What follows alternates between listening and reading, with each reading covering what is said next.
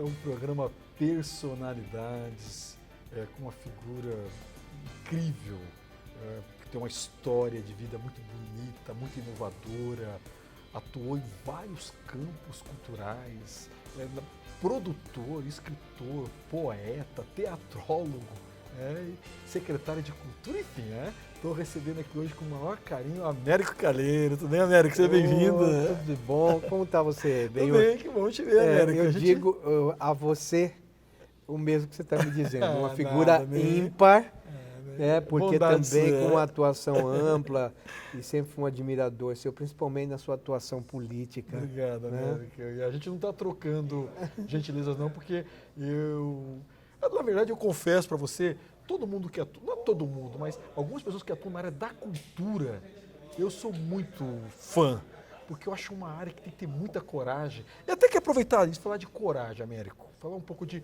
onde veio, você está me contando, você nasceu em Pernambuco. Por que nasceu em Pernambuco? Porque eu confesso que eu achava que você era sul-mato-grossense. É porque eu, de fato, de coração, eu sou sul-mato-grossense, né? Já recebeu o título, inclusive? Já recebi o título. A minha mãe é sul-mato-grossense e pantaneira, né? E daquelas bem ferrenhas, né? Bem autêntica. Meu pai veio servir o quartel aqui e conheceu minha mãe e depois foram para Pernambuco, porque meu pai era lagoano. E a família dele estava, o pessoal que havia sobrado, assim, entre aspas, da família, morando em Recife. Né? Porque ele ficou órfão de pai e mãe. E aí foi o momento em que nós nascemos lá, eu e meu irmão, o Sérgio. Você é Ferreira também, né? Ferreira Calheiros. Mas tem alguma ligação com o Virgulino Ferreira? Não. Não. Eu brinco, porque a minha família também, acho que meu bisavô de Alagoas, eu sou Ferreira, às vezes eu brinco, eu acho que eu sou meio parente do Lampião. Tá? Ferreira vem de Portugal, né? O Ferreira e o Calheiros. O Calheiros, Ambos são de origem portuguesa. Então eu sou cercado de português por todos os lados, exceto assim, porque os pais, por parte de meu pai, quer dizer, os meus avós, eram de origem portuguesa, o meu avô, por parte da minha mãe, era de origem portuguesa, veio de Portugal com 14 anos de idade para trabalhar aqui no Brasil, depois virou mestre de linha, né? E participou da construção da Estrada de Ferro. Né? Que história! E agora tem por parte da minha mãe, na parte materna, aí já era o meu avô, era paraguaio. Paraguai, que mistura, né? Américo, você nasceu lá em Goiânia, né? Em Pernambuco. Aí você veio morar em Jardim. Jardim. Ficou quanto tempo em Jardim? Com 6 anos de idade, comecei minha vida escolar em Jardim, moramos 2 anos lá. E foi, assim, para mim um fato inédito, assim, eu ter conseguido entrar na escola, porque eu era doido. Eu via todo mundo passar para ir para a escola e minha mãe toda semana comprava para mim uma revistinha que chamava-se Historinhas Semanais. E eu devorava aquilo, parece que eu lia aquilo. Tanto é que com 2 meses na escola eu aprendi a ler. Caramba! E aquele tempo tinha ABC. Eu do A passei para o B e depois fui para o 2º ano, você está entendendo? Então, para mim, foi uma história fantástica, né? Porque essa coisa das histórias sempre me chamaram muito, falaram alto ao meu imaginário. E minha mãe contava histórias também, né? E aí, quer dizer, vem a curiosidade para você ver como que é a questão da educação. Né? E você, só para a gente não perder essa cronologia, você morou em Jardim 2 anos, aí com 8 anos foi para Aquidauana. Fui para Aquidauana. Mas a minha vida artística eu comecei na Casa do Garoto, em Jardim. Em Jardim. Que era uma casa assim que era gerenciada pelos padres, né? Que cuidavam da igreja de Jardim. E aos domingos tinha um programa de calouros. E eu fiquei doido, né, para cantar. E comecei a cantar e cantei.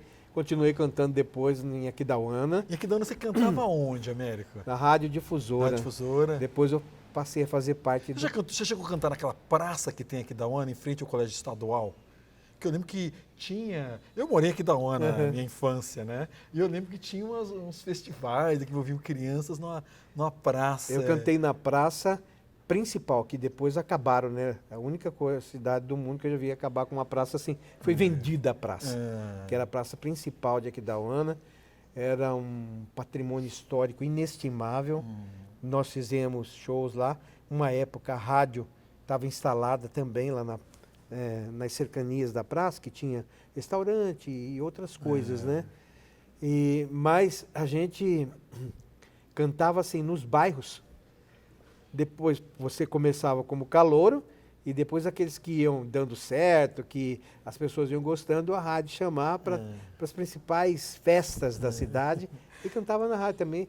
E eu tinha assim a noção, a certeza de que eu seria cantor, né? Porque... Então, onde veio o gosto pela música? Você já falou questão da leitura, você contando que a tua mãe, né, de certa forma, trabalhou muito tua imaginação. E a música vem de onde? Alguém da família? Também dela. Também dela. Porque acho que com uns 3 ou 4 anos em Pernambuco, né, em Goiânia, ela me levou para um show. E tinha aqueles shows que percorriam o Brasil, que era muito interessante, assim. Era uma cópia do que se fazia naquele momento, né? Carmen Miranda, né? O show, mas não ela, claro, digo assim. Eram as bailarinas, o conjunto e as vedetes. E eu via aquelas vedetes dançando e cantando. E aí tinha várias atrações também que cantavam, né? E acho que aquilo me chamou, porque era uma coisa tão de outro mundo, né? Para uma criança de 4 anos você estar no cinema assistindo aquilo, né? E tudo isso me mexeu muito comigo. Que bacana. Américo, aí vamos, porque você tem essa coisa forte com a música e as outras artes, assim, como é que você, por exemplo, uma coisa que é muito forte na tua vida, você é autor de vários livros de poesia, também já lá na infância, adolescência, já escrevia alguma coisa, já tinha alguma com a escrita? É incrível assim, porque, por exemplo, eu mexi com de tudo um pouco, inclusive o artesanato, né, Mas assim, criança. 10, 11 anos, já mexia com tudo. Aos 14 anos eu fazia uma espécie de um souvenir, assim, com um barro que tinha lá em Aquidauana, e eu, mexendo naquilo, vi que era muito interessante, então eu fazia como se fosse assim, pedaços de Aquidauana, você está entendendo? Uma casa, uma coisa assim, e pintava tudo com guache, e aquilo virava um souvenir. Aí eu dava para os professores, para meus amigos, etc. e tal. Na escola, de uma maneira geral, participava de tudo. Tem que alguém declamar uma poesia. Eu. Alguém tem que participar da dança no dia tal. Eu. Depois eu começava a tremer. Você está falando, não tem como não ver que eu me lembrei. Eu cantei muito Roberto Carlos, né? Que da hora também. Se você pensar que vai fazer. Américo, e esse pique todo, você ficou até quanto tempo aqui da UANA? Eu fiquei até aos 17 anos, né? E você lembra das escolas que você estudava, o nome das escolas? Eu estudei na escola Nossa Senhora do Perpétuo Socorro. Os Padres Redentoristas? Os Padres Redentoristas, o 3º e o 4º ano. E depois fui para o JIC, Ginásio Imaculada Conceição. Eu estudei no JIC. Estudei meu pré-primário da professora Terezinha. E depois estudei no Colégio Estadual e fiz o magistério lá na Escola Normal Jango de Castro. Mas você chegou a terminar o magistério lá em Aquidauana? E como é que foi a vida para a capital, depois de toda essa experiência tua em Aquidauana? Tinha muito preconceito com artista naquela época, Américo? Você foi um vanguardista, como a gente pode colocar assim, né? Como é que você lidava com a opinião sim, pública? Porque quando eu cheguei aqui, eu tive uma influência muito grande da professora Maria da Glória Sarrosa, na FUCMAT, que hoje é o CDB, e na época ela desafiava muito os alunos. Assim, Américo, você vai escrever uma peça de teatro. Desse jeito? Você vai escrever uma peça de teatro. Caramba! Aí eu fui escrever. Antes disso, eu tinha participado de uma adaptação da peça, do livro Perto do Coração Selvagem, da Clarice Lispector, porque o curso era de letras. E a Glorinha era assim um avião, né? Era tudo que se possa querer de uma boa professora. Sabe? Estimuladora, desafiadora, e com uma cultura imensa, né? Jorrava por todos os poros. Então, eu trabalhei nessa peça, que foi feita, essa adaptação foi feita pela professora Albana Xavier Nogueira, você conhece, que também tinha vindo de Aquidauana, e a Dagma Paulino, que foi a primeira desembargadora do Estado, era também, as duas fizeram adaptação, eu fui um dos atores. Aí peguei gosto, né? Peguei gosto e já no segundo ano, quando a Glorinha lançou esse desafio de escrever uma peça, escrevi, fui reprovado na primeira versão, aí fiz a segunda, ela aprovou e participamos do E festival. qual que era a temática da peça, você lê? Ela deixou livre. A primeira, eu fiz uma coisa bem careta, assim, sabe? Por isso que foi bom que era uma mulher que se apaixonava, blá, blá, blá. Depois que ela deu um checkmate naquele texto horrível, aí eu parti para uma coisa completamente do avesso daquilo, né? Que foi uma peça que nós demos o nome, eu dei o nome de Intravagostil, que era o interior vago e hostil, e fiz uma peça mais assim, voltada para o existencialismo, né? E foi a peça premiada com todos os prêmios do Festival Mato Grossense de Teatro, quando, no segundo ano que tinha sido inaugurado o Teatro Glauci Rocha aqui, e que estava todo mundo estimulado, os universitários, as pessoas que faziam teatro, né? A gente queria se apresentar no Glauci Rocha, né? E foi muito bom. Depois daquilo fizemos vários espetáculos, criamos o grupo Teatral Amador Campograndense, GUTAC, e uma das minhas companheiras importante nesse processo foi a Cristina Mato Grosso, e vários outros. Depois, mais tarde, o Hélio de Lima participou junto conosco. Que geração, hein? O professor Vanderlei Rosa de Oliveira, que dá nome a uma das escolas do município. O professor Wilson Taveira, que dá nome a uma outra escola. Célia Adolfo de Macedo, que Célia Adolfo. Mais tarde, numa geração mais nova. Bailarino, Célia Bailarino, Adolfo, ator de teatro, né? Faleceu precocemente, né? Faleceu precocemente. E você estava falando da questão do preconceito. As meninas que eram do nosso grupo, elas frequentavam qualquer ambiente. Naquela época era assim, considerado uma cinte, uma mulher ir num bar beber com homens, entendeu? E as meninas do teatro, elas não tinham o mínimo problema com isso. Então quando a gente frequentava muito o Surian, e elas ficavam no bar ali no Surian, e todo mundo metendo a ripa, né? Como dizia. Mas foi, eu acho que um papel pioneiro delas, como mulheres sem nenhum tipo de preocupação de estar fazendo um novo momento, de estar queimando sutiãs nas ruas, de estar defendendo a questão do feminismo, né? É porque o teatro é muito libertador. E quando ele te liberta, ele liberta mesmo, você não volta para trás, né? E assim a gente foi fazendo. Nas escolas onde a gente trabalhava, eu tinha um grupo de teatro em cada escola que eu trabalhava. E ao lado disso apareceu uma oportunidade muito interessante, que foi o governo do estado, que era então Mato Grosso. O Fragelli na época era o governador, e tinha um pessoal de cabeça muito avançada na Secretaria de Educação, que nos procurou e propôs que nós fizéssemos um grupo de teatro para crianças, para apresentar nas escolas da rede estadual. Isso durou 4 anos, nós demos o nome de GUTIC, né? E o Estado mantinha o grupo, éramos todos professores, fomos tirados das salas de aula e fomos trabalhar, produzir, ensaiar e fazer tudo, deixar o espetáculo pronto. Ganhávamos como se estivéssemos em sala de aula, mas eles cobriam também os gastos com cenário e figurino, tudo coisa muito simples, mas muito criativa. Américo, vamos só para quem está acompanhando a gente, né? O Américo é esse turbilhão, né, de emoções, de ideias. Só para recuperar um pouco a cronologia. Você veio para Jaquedaúna fazer faculdade de letras, formou, teve essa forte influência da professora Glorinha. Aí você foi dar aula. Sim. Foi dar aula, qual matéria que você dava aula, Américo? Eu comecei, como eu falei para você, eu fiz o magistério aqui da UANA. Fazia o magistério de manhã e o científico à noite, né? É porque realmente eu tinha um ritmo muito acelerado.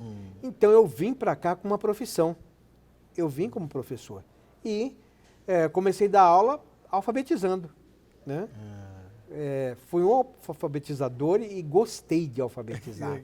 Trabalhei por 2 anos na escola que se chamava Grupo Escolar da Vila Sobrinho, atual Adventor Divino de Almeida. O ADA. O ADA. Eu jogava basquete contra o ADA quando era menino, estudava no Perpétuo Adventor Divino de Almeida. Foi muito bom, muito boa essa experiência de alfabetizar, né? Porque é o começo de todo um processo de educação. E depois, logo, passei para o que a gente denominava de ginásio. O ginásio foi o palco das minhas grandes experimentações, tanto na questão da língua, que eu dava aula de língua portuguesa, mas que também me permitiu aplicar o teatro como um instrumento de educação. Né? E no teatro, você já colocou essa influência da materna, da professora, e dos grandes teatrólogos, o que te influencia? O que você lia? Você lia esses clássicos? Você lia... Olha, nós começamos a fazer teatro sem saber absolutamente nada. E procuramos alguém que pudesse nos dirigir, não encontramos nada, porque Campo Grande era assim, era um deserto. Tinha algumas pessoas que até se agruparam com a professora Glorinha no chamado TUD, Teatro Universitário Campograndense. Mas era naquele grupo. Nós precisávamos de orientação e não tínhamos.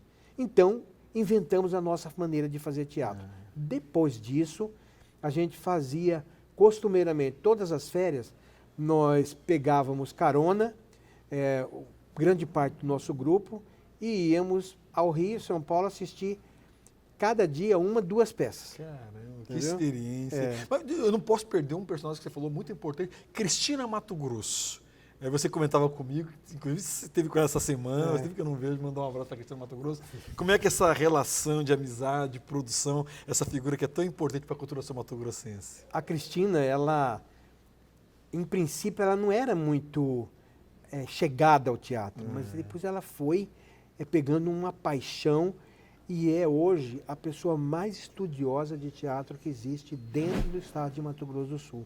Porque ela entrou profundamente na questão da dramaturgia, né? Estudando, fez vários cursos, fez doutorado fora daqui, foi para Portugal por seu amor a Gil Vicente, né?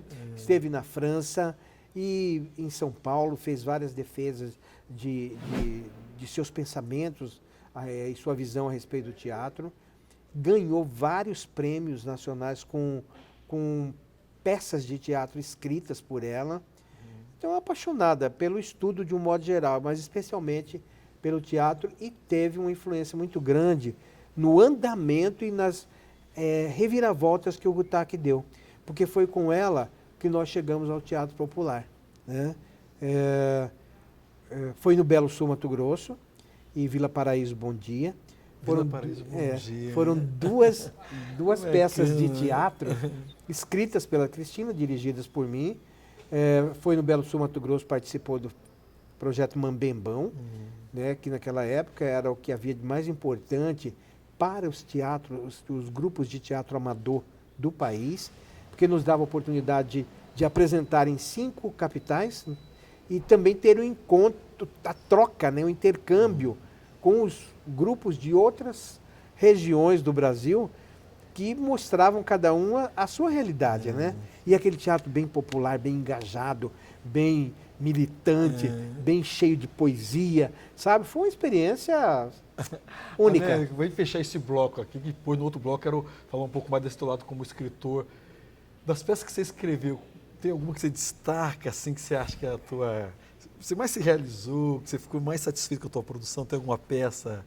Olha, entre as peças adultas e as peças que eu escrevi e que eu também coloquei no papel, sendo uma criação coletiva dos meus alunos, deram quase 80 espetáculos. Caramba! Mas, para mim, todos foram importantes, sabe? Porque tem uma frase feita que diz, é tudo como fosse um filho, né? E enquanto você está trabalhando naquilo, você está completamente apaixonado. Você vai para outra, você está apaixonado pela outra. Agora, claro que você tem uma visão também sobre o teu trabalho, aquilo que você poderia ter feito melhor, né? Nós poderíamos ter sido extremamente melhores no que fizemos se nós tivéssemos um pré-conhecimento, né? Mas, por outro lado, inventamos a nossa forma de fazer teatro. Vamos fazer o seguinte, vamos fazer um breve intervalo, daqui a pouquinho a gente volta conversando com o Américo Calheiros, essa grande figura da cultura sul-mato-grossense, da política sul-mato-grossense, para contar um pouco da experiência dele como escritor, como poeta. Daqui a pouquinho, depois do intervalo.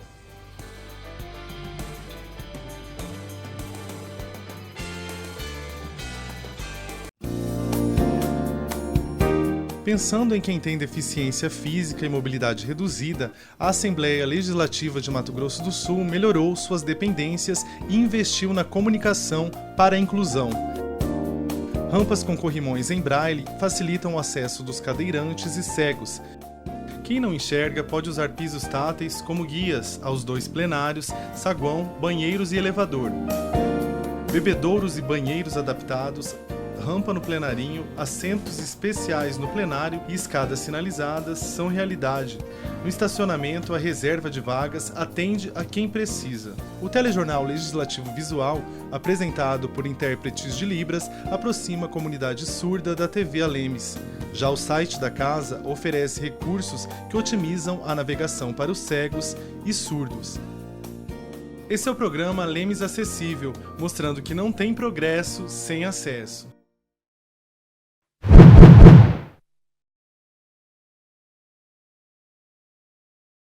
Programa Personalidades, com essa figura, esse sul-mato-grossense, né? Porque essa questão de onde nasceu, às vezes fica só um detalhe, né? Alguém que tão mergulhado e conhece tanto a nossa cultura, Américo Calheiros. Essa parte da nossa conversa, quero falar mais do Américo, sobre o Américo escritor. Você viu a primeira parte, né? Teatrólogo, apaixonado pelas letras, professor, tudo tem a ver, né? Mas agora quero, ele estava me contando que desde 2000 ele faz parte da Academia Sul-Mato-Grossense de Letras. Américo, conta um pouco dessa questão de escrever, Américo, produzir a quantidade. Quantos? Você tem 9 livros, 9. Américo? 9 livros. Olha, Benhur, eu nunca fui eu sempre fui muito de ler. E tive a sorte de estudar na escola Nossa Senhora Perpétua Socorro, que tinha uma biblioteca imensa. Então, tudo que você pensar de livro infanto-juvenil, eu li, né? Robin Hood e similares. Né? E sempre fui apaixonado pela leitura de uma forma muito intensa. Mas nunca fui apaixonado pela escrita. A escrita foi brotando, foi a última coisa assim da área artística que brotou em mim na forma que ela brotou. E assim, muito disso eu devo aos locais onde eu trabalhei. Porque sempre assim, tinha que fazer um ofício, tinha que fazer um relatório, ninguém queria. Falava, me dá aqui que eu vou fazer. E isso foi mostrando para mim mesmo que eu tinha uma habilidade que não era tão comum. Né? E uma facilidade também. Falei, por que não posso escrever um livro? Escrevi o primeiro livro, que tem, aqui, é esse livro aqui. Sem versos. Sem versos. Que é como se fosse uma negação da própria poesia, né? A capa foi de uma aluna minha, é um desenho que ela fez, né? E a Silvana, que é o nome dela, tinha na época, acho que 10 anos. 10 anos. E peguei gosto, mas assim, nunca fui uma pessoa que tinha ou caderno de poesias, ou aquele livro que escreveu e ficou escondido. Para mim, tudo é muito assim. Se eu faço um livro, eu já quero publicar. Mas, por exemplo, conta um pouco para a gente o teu processo de escrita. Você tem sites, você é disciplinado para escrever, você vai juntando, como é que você escreve, né? Como é que é a produção de um livro? Como é que agora estou escrevendo, acho que uns 4 livros. Simultâneos? Simultâneos. Sobre assuntos mais... Aquilo é o que me chama atenção. Né? Por exemplo, determinado assunto me chama atenção. Por exemplo, agora estou escrevendo um livro sobre poesia, mas que eu quero fazer sempre uma coisa diferente. Né? Não quero repetir nem reproduzir aquilo que todo mundo já fez. Então, é um desafio. O que me chama mais na escrita é o assunto, o desafio. Aí eu vou escrevendo. Eu não tenho muito essa coisa assim da inspiração, porque eu não acredito que o artista é fruto da inspiração. Ele é fruto Sim, tem coisas que nascem, parece que pronta. Você, um belo dia, passa, escreve um negócio, é perfeito. Mas ninguém pode viver desses momentos especiais.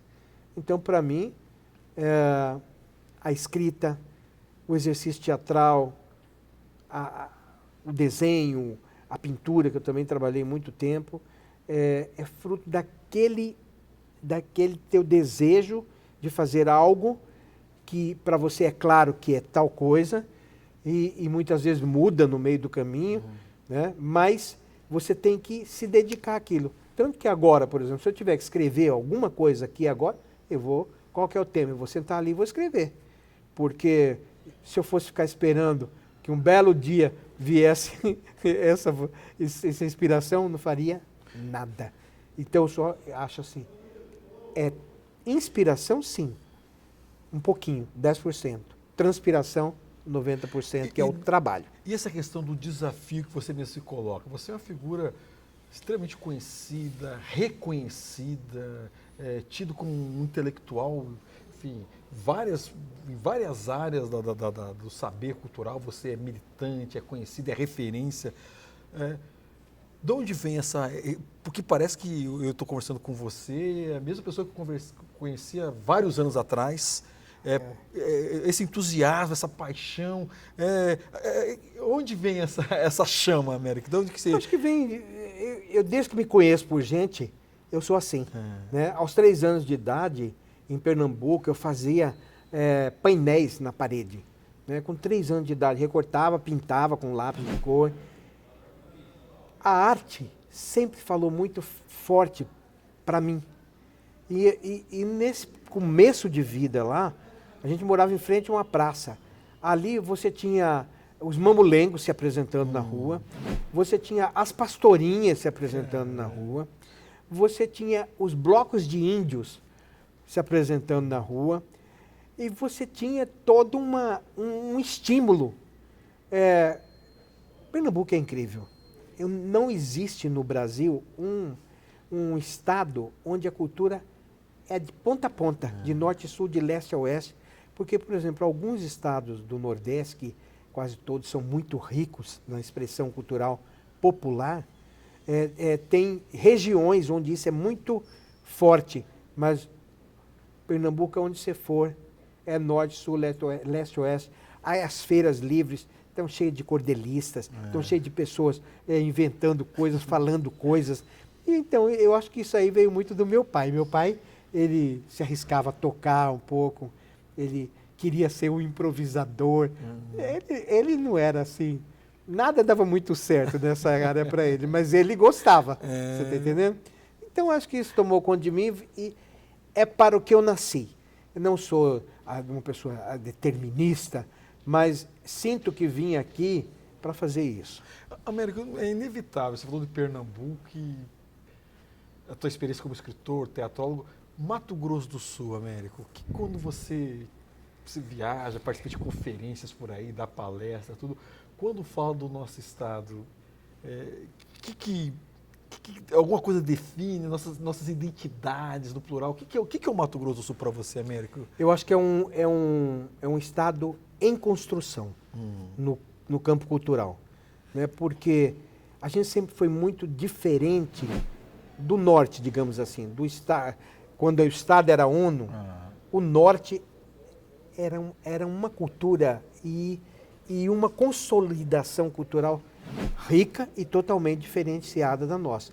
Ao sul sobrava nada. Sobrava-se uma economia forte, pessoas decididas a fazerem as coisas acontecerem, resolvendo problemas. Tanto que na década de 40 e 50, Campo Grande já era a capital econômica do estado. E o norte, de uma certa forma, temia isso, mas eles tinham uma riqueza cultural que nós aqui também temos a nossa, mas não éramos voltados para isso. Né? Porque nós temos aqui as comitivas, né, de gado, que tem toda uma riqueza fortíssima no campo cultural. O nosso Pantanal, com todas as suas cirandas, com todas as suas, com o seu colorido cultural muito específico, é outra região de muita riqueza. Mas nós também temos aqui uma riqueza que é o fruto de todos esses que vieram para cá, do mundo inteiro, né? Porque aqui a gente acolheu gente de todas as partes do mundo, né? Eu me admiro quando fico sabendo que aqui tinha uma certa colônia alemã, né? Aqui tinha uma certa colônia polonesa, aqui em Campo Grande. Eu não sabia. Pouquinha gente, você está entendendo? Mas para demonstrar o nível de diversidade que teve na formação da nossa constituição cultural, né? Essa constituição é muito forte, é muito bonita, só que nós, parece que foi depois que dividiu o Estado que nós saímos correndo atrás da nossa identidade, né? Quem somos? De repente ficamos sem nome, sem cara, sem jeito, sem nada, né? E reputo muito a todos os nossos artistas nas distintas áreas essa confecção, digamos assim, essa construção, esse entremeio de coisas que está dando esse colorido que nós somos, do que nós somos e que nós temos. Não quero ser que você cometa nenhuma indelicadeza, mas é inevitável te perguntar. Você falou de artista, de pessoas. Quem que você destacaria nessa... Enfim, eu sei que tem vários, mas nas diversas, sei lá, na área da música, na área da artista plástico, na área da poesia, enfim. Quem que você... É sempre muito cruel difícil essa escolha. Não cair na indelicadeza, porque você vai, querendo ou não, citar uns e esquecer de outros, né? Mas eu acho que nós temos uma gama muito, muito rica de pessoas. Por exemplo, essa geração do Almir Sater, Geraldo, essa família Espíndola, Paulinho Simões, Grupo Acaba, TT Espíndola, esse grupo imenso de pessoas foi gerando, né, perante nós próprios e perante o Brasil essa constituição que eu estou falando, essa constituição cultural, né? E assim foi em cada área, em cada grupo, você está entendendo? De arte e de cultura, né? No teatro, por exemplo, a gente tem, além da Cristina Mato Grosso, e eu dividi um tempo isso com ela, somei, aliás, né? A gente teve o Roberto Figueiredo em Três Lagoas, muita gente trabalhando com teatro em Corumbá, em Dourados também, sabe? Não teve talvez assim gente que ficou 10, 20 anos, mas que em determinados momentos foram fundamentais para que o teatro acontecesse, né? E por aí vai, nas artes plásticas. Hoje a gente está com um grupo, a Confraria Sócio-Artística demonstrou a quantidade de artistas plásticos bons que a gente tem aqui, né, sob o comando do Pedro Guilherme.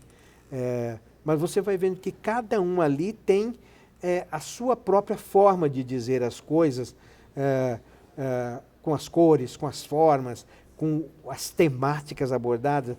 E nós também, como ficamos sem nada, nós estamos construindo todinha essa grandeza cultural que nós temos a partir das nossas coisas, sabe? É o Pantanal que motiva, né? De repente, a tentativa que se tem de destruição do nosso ecossistema, isso faz com que as pessoas reajam de imediato, e assim vai também na literatura. Hoje nós temos, quer dizer, nós não somos só Manuel de Barro na literatura. Ele, impossível se comparar com ele algo ou alguém, né?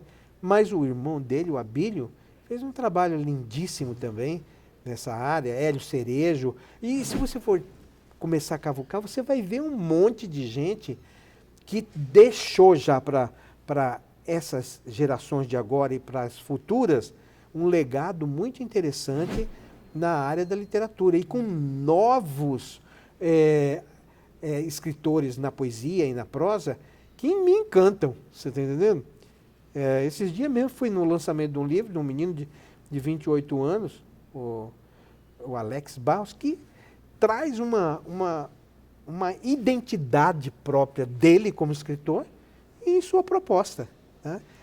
Então nós temos uma riqueza muito grande em todas as áreas culturais aqui. Isso é muito benéfico, embora a gente ainda não tenha aquele reconhecimento dentro do país, mas também a gente não pode esquecer desses novos artistas que estão surgindo em suas diferentes vertentes, né, que têm ajudado a levar o nome do nosso estado para fora e que tem mostrado que aqui há talento de sobra.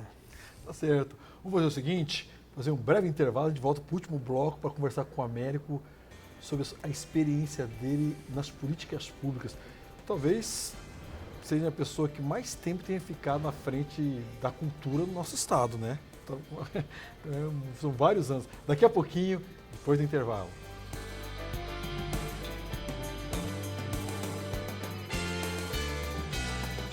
Comemoramos em 2019 os 40 anos de criação da Assembleia Legislativa de Mato Grosso do Sul por meio da promulgação da primeira Constituição Estadual em 13 de junho de 1979. Para celebrar a data e firmar o valor da Casa de Leis na sociedade, a Lemes promove diversas ações, como o primeiro prêmio de jornalismo, para reconhecer as melhores reportagens sobre o Legislativo.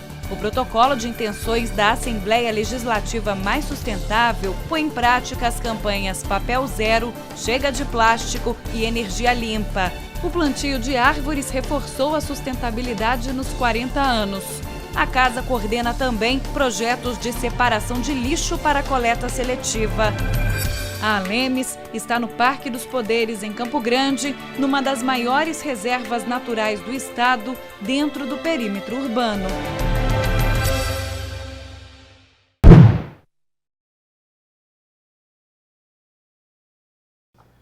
Programa Personalidades com Américo Calheiros, assim, bebendo nessa fonte aqui, é tanta coisa, tanta história, né? Tantos personagens que ele conhece, ainda bem que ele coloca para fora, escreve, produz. Américo, essa última parte do nosso programa, conversar um pouco com as pessoas que não acompanharam, ou que acompanharam, a tua experiência como pessoa pública, como dirigente cultural, como secretário de cultura, coloquemos assim. O Américo, pra você ter uma ideia, 18 anos ele teve à frente da pasta da cultura, 10 na Prefeitura de Campo Grande e 8 no governo do estado. E aí, Américo, como é que é ser ator, diretor, escritor e aí cuidar da parte burocrática, no bom sentido da palavra, enfim, você ser responsável por um setor que às vezes tem pouco recurso, muito questionado às vezes. Como é que é essa transição de quem faz arte para quem vai dirigir, para quem vai comandar um setor importante na máquina do Estado? Eu tive que me reinventar cada dia, né? A sorte é que eu tinha uma vivência em algumas áreas um pouco mais, em outras um pouco menos, mas tinha passado em todas de uma maneira ou de outra. Consegui gradativamente formar boas equipes que foram fundamentais para que eu pudesse fazer alguma coisa. Porque você sabe, é uma área, como você disse, é uma área que tem pouquíssimo recurso, ela nunca faz parte com força das agendas políticas de nenhum governo, né? Mas eu tive a sorte de ter liberdade de trabalho, tanto na gestão municipal quanto a estadual, que na época era com o André, e em um momento na prefeitura, 2 anos com o Nelsinho Trade, eu tive liberdade de ação. E me agarrei nessa liberdade com a força de quem quer fazer mesmo. E fui conquistando a cada ano um pouco mais de recurso. Porque é praticamente impossível hoje você fazer qualquer coisa sem você ter dinheiro. E essa era uma briga que eu tinha em nível nacional, quando me encontrava com os secretários de cultura. A minha palavra sempre era essa: nós precisamos ter um orçamento condigno em nível nacional, estadual e municipal. E muitos não queriam ouvir, porque não, eu falei, criatividade nós temos de sobra. Artistas, talentos, uma riqueza cultural imensa, o Brasil é cheio disso. Agora nós precisamos caminhar, andar. Eu tenho um sentido muito prático nas coisas. As coisas precisam acontecer. Agora, eu também aprendi, com o pouco, com nada fazer alguma coisa. Mas, E Américo, com o pouco fazer muito. mas deixa eu falar, você já está lendo um artigo sobre a economia da cultura, enfim, vários pontos. A que se atribui, e você colocou muito bem, independente de governos, né, de direita, de esquerda, essa falta de entendimento da cultura como algo estratégico, já que é algo que gera bem-estar, qualidade de vida, espiritualiza as pessoas e gera dinheiro. Pô, de onde vem você que lidou tanto tempo lá, essa resistência, digamos, de colocar a cultura no patamar que me parece quase que óbvio, já que é fonte de renda, é fonte de prazer. De onde que vem essa resistência, Américo? Olha bem, você falou de todos os benefícios que a cultura tem. Eu também não compreendo, às vezes, como não apenas a cultura, mas também o turismo, o esporte e a educação também vista de uma outra forma, né? Porque a educação tem muito dinheiro, mas esses recursos nem sempre são aplicados da forma que deveriam, que poderiam ser. Porque não é só ampliar o número de escolas e de alunos, é você fazer o cidadão pensante e criativo. É nesse aspecto que eu coloco a participação da cultura. Nós já desenvolvemos, há muitos anos atrás, em 1985, um projeto que era do Ministério da Cultura, que se chamava Interação entre os diferentes contextos culturais do país. Era a educação impulsionada pela visão da cultura. Então, a riqueza que se tem quando você faz um trabalho desse é incomensurável. E não foi um projeto feito só aqui no Mato Grosso do Sul, foi por todo o Brasil, e as respostas foram todas altamente positivas, mas isso também não caminhou para lugar nenhum. Eu acho também incompreensível por que a cultura que gera tantos dividendos, ela não tem o apoio que precisa. No meu ponto de vista, eu acho que há uma frieza natural no Brasil em relação à cultura. Você vê que quando a Notre Dame de Paris é queimada, a população... É um choque, né? Se mobiliza. É como se sentisse na sua própria carne aquilo que está acontecendo. Aquele patrimônio não é um patrimônio só do país, só da nação, é um patrimônio de cada um, né? E eu só acredito que nós, de fato, vamos ter como cultura, e me arrisco a dizer aqui também, como turismo, porque entendo cada vez mais a proximidade dessas duas áreas, e como educação, e como esporte e lazer, o devido mérito e reconhecimento quando tivermos a população, de fato, compreendendo a importância que esses setores exigindo, têm. Né? Exigindo, saindo às ruas e colocando, eu quero isso. Falta recurso para a cultura nesse aspecto, falta recurso para o turismo. Que é bem como você disse, não é favor nenhum. Essas áreas todas dão um retorno sem dimensão, em todos os aspectos, inclusive no aspecto político. Porque você bem citou o aspecto econômico, a economia criativa. O setor no país que mais rende emprego com o pouco de dinheiro que tem é a cultura. Agora você imagina um segmento desse com uma destinação orçamentária condigna. Para onde a gente tem condições de caminhar? Um potencial enorme mesmo. Américo, mas sabe o que me ocorreu aqui agora? Você, na qualidade de secretário, presidente da Fundação de Cultura, e a gente sabe que tem um lado muito bonito, mas também tem um trabalho que é muito estressante, né? Encontrei você várias vezes em festivais, em bonitas exposições, e às vezes os bastidores, né? Como é que você fazia para não perder a inspiração? Nesses 18 anos, você conseguiu escrever quando você era dirigente, quando você era um homem público, você conseguia produzir? Como é que você fez para não perder essa tua ligação tão umbilical com a cultura, com a produção cultural? Eu sempre continuei produzindo. Claro que eu não tive mais o tempo que eu teria, né, fora.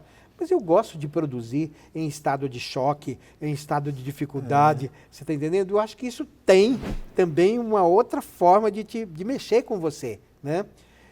Porque na cultura, quando você leva a sério isso, do ponto de vista da gestão cultural, com o empenho e buscando os resultados que ela pode dar, você não tem sábado, não tem domingo, não tem carnaval, não tem ano novo, não tem feriado, não tem nada, porque quando todo mundo está descansando é a hora que a cultura tem mais que estar presente, né? Eu saí extremamente desgastado, fisicamente, emocionalmente, psiquicamente, mas com um ano eu já estava recuperado, né? Francamente recuperado.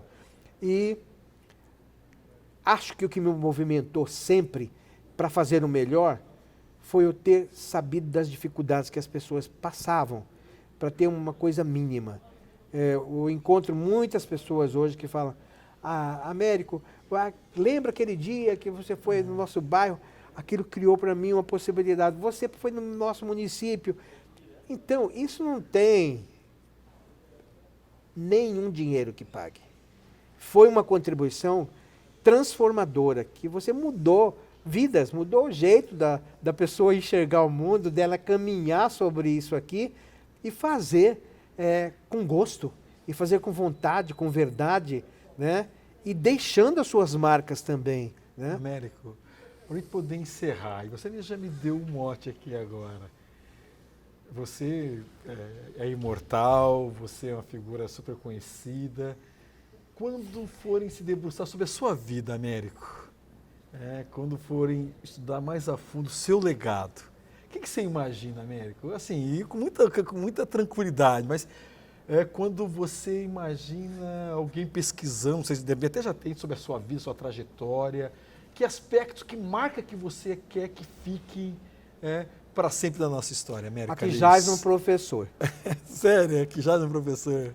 Porque, assim, eu sinceramente não me julgo um escritor, um dramaturgo, um pintor, que durante muito tempo eu fiz, mas eu me julgo, em essência, um professor. Embora, como se diz, ainda para ser professor faltasse mais, mas é da onde eu mais me sinto próximo. E eu acho que foi esse meu espírito professoral que me estimulou a caminhar com tanta garra e vontade de fazer as coisas se acontecerem e se transformarem. E eu acredito na capacidade de cada um, e especialmente do professor, né? Porque é o professor que faz o país, é o professor que faz o mundo. E nós, da cultura, precisamos de ensinamentos. Ensinar, mais do que tudo, é saber receber. Então, eu acho que isso daí é tudo. Tá certo, então a gente encerra mais um Personalidades com esse depoimento, né, do professor Américo Calheiros. Ele estava falando, fiquei imaginando, né, quanta gente ele não ensinou, né, a ter mais sensibilidade, ter mais tolerância, desenvolver todos os sentidos, né, captar o que tem de mais bonito no meio popular. Quanta gente, quantas gerações a Américo Calheiros não influenciou. Por isso, tenho certeza que essa entrevista é uma entrevista histórica. E para mim foi uma honra poder entrevistar a Américo Calheiros. Américo, obrigado. Obrigado a você pela sua audiência. A gente volta na outra oportunidade com o programa Personalidades.